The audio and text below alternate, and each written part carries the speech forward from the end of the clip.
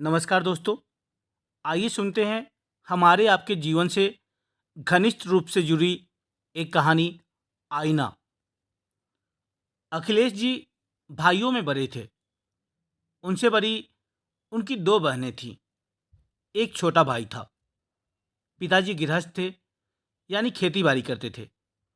अखिलेश जी विनम्र स्वभाव के, लंबी कद काठी वाले व्यक्ति थे। हल्का सांवला रंग, लंबी ऊंची नाक, कुल मिलाकर सुदर्शन सम्मोहक व्यक्तित्व था। इसी मोहक छवि पर हेमा जी के पिताजी रीझ गए। अन्यथा हेमा जी और अखिलेश जी के परिवारों के रहन सहन और आमदनी के स्तर में जमीन आसमान का अंतर था। दोष भाग्य का ही कहा जाएगा। अन्यथा कोई भी बाप रिश्ता करने से पहले लड़के की आमदनी ही देखता है, न कि रूप रंग। हेमा जी के पिताजी बड़े बिजनेसमैन थे। उस जमाने में उनके पास अपनी कार थी, लाखों का कारोबार था। शहर में बंगला था, गांव में हवेली नुमा घर। अखिलेश जी के पिताजी उनके तुलना में बहुत कम थे।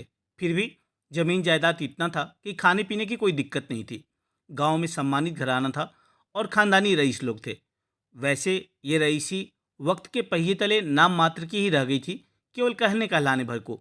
फिर भी समाज में इज्जत अब भी कम नहीं थी, खास करके पुराने लोगों की नज़र में। वैसे हेमा जी के पिताजी भी यहाँ किसी और वर्ग के लिए ही आए थे, लेकिन संजोगवश उन्हें अखिलेश जी के चाचा जी मिल गए। बात आगे बढ़ी। अखिलेश जी से मुलाकात हुई। उनके मधुर स्वभाव और कद काठी ने हेमा जी के पिताजी का मन मोह लिया। हेमा जी के पिताजी के लिए आमदनी कोई ज़्यादा मायने इसलिए भी नहीं रखती थी कि वे अपने फैक्ट्री में ही अच्छे पद देकर आमदनी का जरिया पैदा करने का सामर्थ्य रखते थे। उन्होंने सोचा कि बिजनेस संभालने के लिए योग्यता है तो लक्ष्मी तो सरस्वती के पीछे पीछे दौड़ी चली ही आती है। अखिलेश जी पढ़े लिखे थे, बिजनेस संभालने लायक और होनहार लगे। इसलिए हेमा जी और अखिलेश जी की शादी बड़े धूमधाम से हुई। जब अखिलेश जी की पत्नी हेमा जी ब्याह करके आई तो उस समय अखिलेश जी की बहन आरती मायके में ही रहती थी। हेमा जी अपेक्षाकृत धनी परिवार से तो थे ही, देखने में भी बला की खूबसूरत थी और इस बात का उन्हें गरूर था। संभवतः इसी कारण उनके पिताजी ने भी सुदर्शन लड़का चुना था। अखिलेश जी की उस समय नौकरी भी नहीं थी, लेकिन देखने सुनने में वह भी भले थे। जमीन जायदाद भी कम नहीं था, इसलिए शादी तो हो गई। लेकिन शादी में दहेज के नाम पर नगद कुछ नहीं लिया गया, न मांगा गया, न मिला। फिर भी लड़की वालों के अपने अरमान भी तो होते हैं। लड़की के जन्म के दिन से ही उसके विवाह की तैयारी करना माता पिता शुरू कर देते हैं। लड़की पराया धन है, ये बात इतनी बार कही जाती है कि लड़की भी खुद को पराया मानने ही लगती है। खैर, हेमा जी के मायके से नगद भले ना मिला हो, लेकिन सामान भर भर के मिला था। सामान देना लड़की वालों के लिए भी इज्जत बढ़ाने वाली बात होती है। इस मानसिकता से आज भी लोग बाहर नहीं आ पाए हैं। ये तो दशकों पहले की बात है। फिर हेमा जी के मायके वालों को तो वाकई कोई कमी नहीं थी। बेटी के लिए शौक तो था ही। उस जमाने के हिसाब से छोटी बड़ी हर चीज़ हेमा जी को दहेज में मिली। सब बहुत खुश थे। अखिलेश जी की शादी से पहले ही उनकी दोनों बहनों की शादी हो चुकी थी, लेकिन छोटी बहन का गौना नहीं हुआ था। आरती के ससुराल वाले जितनी उम्मीद कर रहे थे, उसे देने का सामर्थ्य आरती के माँ बाप के पास नहीं था। कई बार बात की गई, लेकिन ससुराल वाले किसी तरह मानने को तैयार नहीं थे। अंततः ये निर्णय लिया गया कि हेमा जी को मिला सामान आरती के ससुराल भेज दिया जाएगा।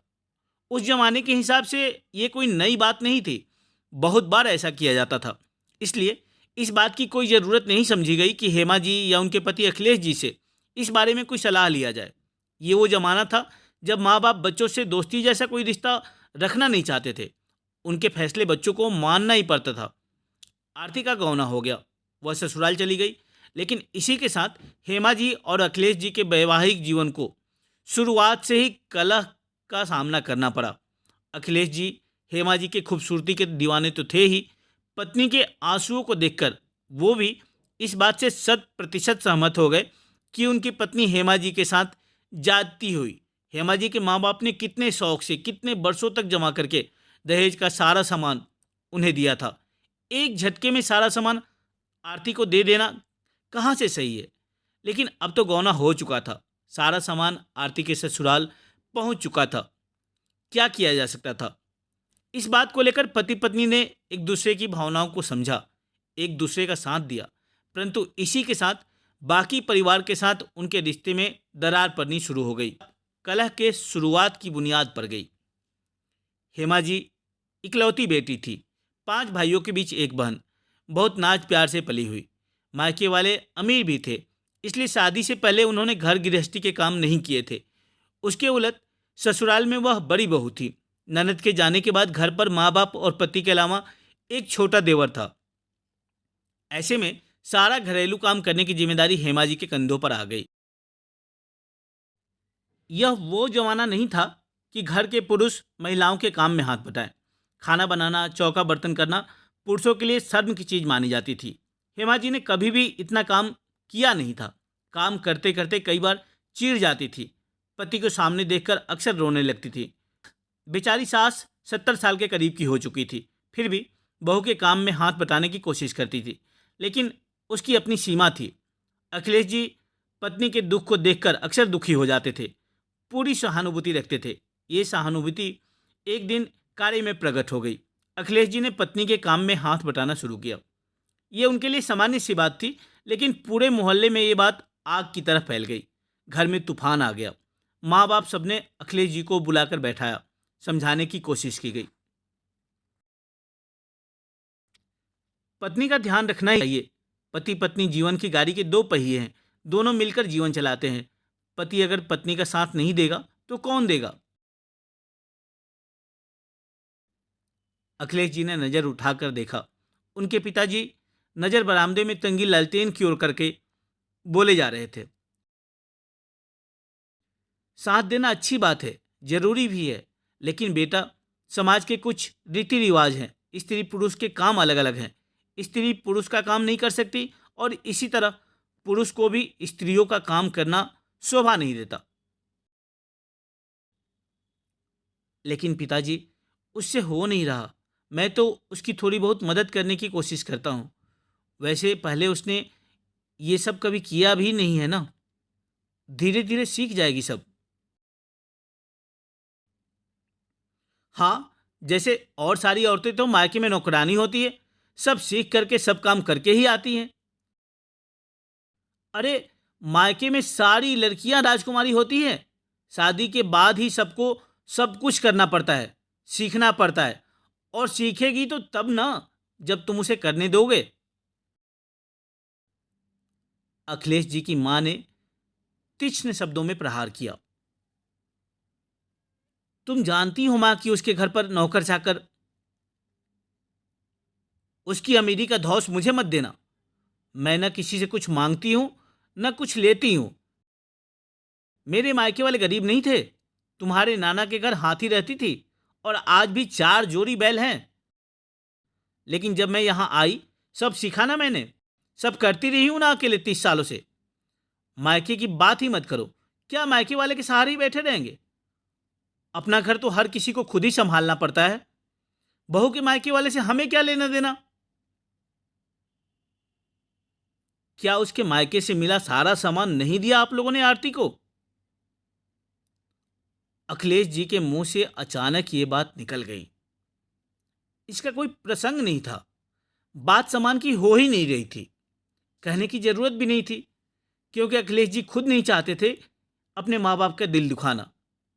कई दिनों से मन में दबी बात, बंद कमरे में पत्नी से कई दफा की गई ये बात, उनके माँ बाप को तकलीफ देगी, ये बात भली भांति जानते थे अखिलेश जी। वो ये भी जानते समझते थे कि उनके माँ बाप लालची नहीं है। आरती के ससुराल वालों के जिद के आगे मजबूरी नहीं होती, तो कोई हेमा के मायके से मिले किसी भी सामान पर कभी अधिकार नहीं जताता। माँ बाप से ये कहकर अखिलेश जी दुखी हो रहे थे, लेकिन अब शब्द जुबान से निकल चुके थे। पिताजी उठ करके जा चुके थे। माँ का गुस्सा गायब हो चुका था। उसकी जगह आंखों से बरसात शुरू हो चुकी थी। माँ के आंसुओं को देखकर अखिलेश जी का मन भी द्रवित हो रहा था, लेकिन हेमा जी, जो काफ़ी देर से उसारी में ओट लेकर चुपके से सारी बातें सुन रही थी, उनके चेहरे पर खुशी की लहर थी। उनके पति ने उनका साथ दिया, बेझिझक माँ बाप को सच का आईना दिखाया। ये बात हेमा जी के लिए गर्व करने वाली थी। आज बहुत बरसों के बाद जब मोहन अपनी पत्नी मीना का पक्ष लेके हेमा जी से सवाल जवाब कर रहा था, तो जाने क्यों हेमा जी को ये प्रसंग बरबस याद आ गया। अब सास ससुर नहीं थे। हेमा जी खुद अपने घर की मालकिन थी। बेटे ने बहुत बुरा कुछ भी नहीं कहा, बस अपनी पत्नी की बात अपने मुंह से कही। कैसा महसूस होता है अपने बेटे को किसी और की तरफदारी लेकर बात कहते हुए देखकर सुनकर? ये हेमा जी को आज महसूस हुआ। कहानी का अगला हिस्सा सुनेंगे अगले वीडियो में। धन्यवाद।